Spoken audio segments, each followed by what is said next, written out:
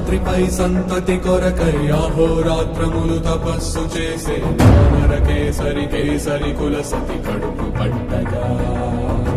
జనించినాడు అసమాన బలోద్ధతుడు సంయుతుడు అంజనాసుతుడు పవననందనుడు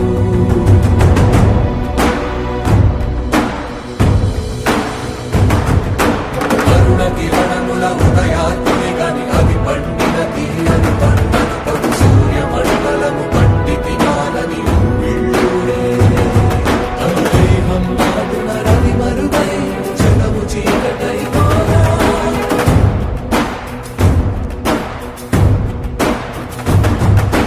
అది అమరేంద్రుడు గమనించి తన ఐరావతమది ఓడించి